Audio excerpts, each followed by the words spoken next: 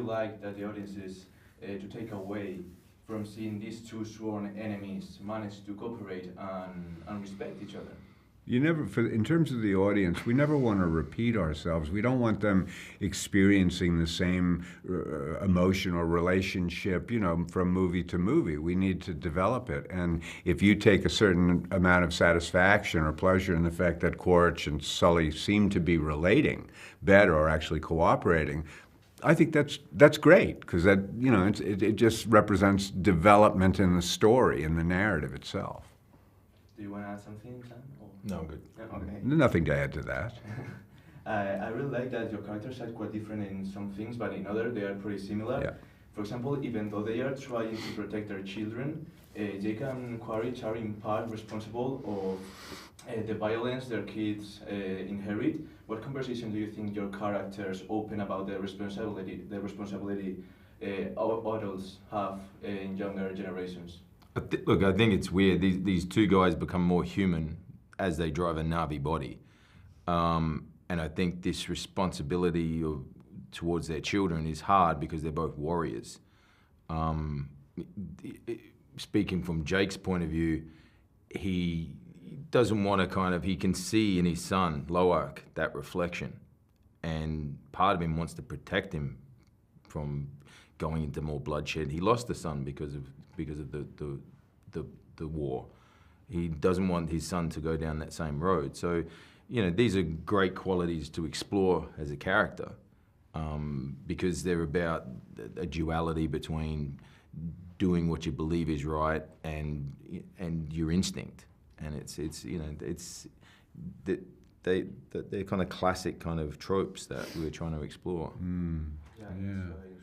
Yeah. It's very interesting that beneath all the hate and conflict between your characters, there is also a deep mutual respect, as I said, between them.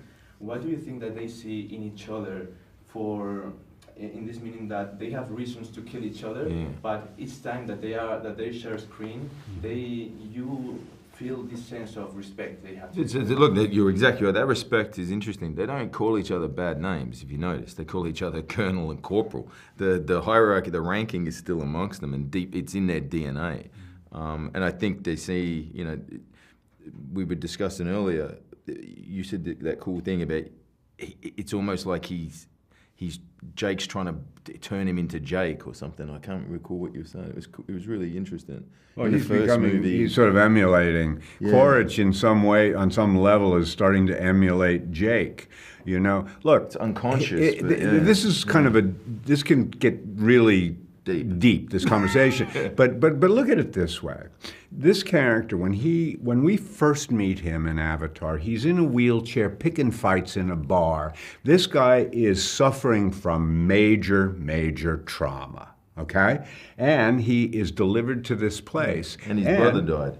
Well, I mean, that's all part of this terrible trauma that he goes through. Exactly. Because of war, because of death, you know, because of injury and everything. This guy is completely traumatized. He comes to a place, takes a breath of fresh air when when the colonel, who is kind of the picture of what a military guy maybe should be, says, "You're working for me now. And you know what? You do your job right.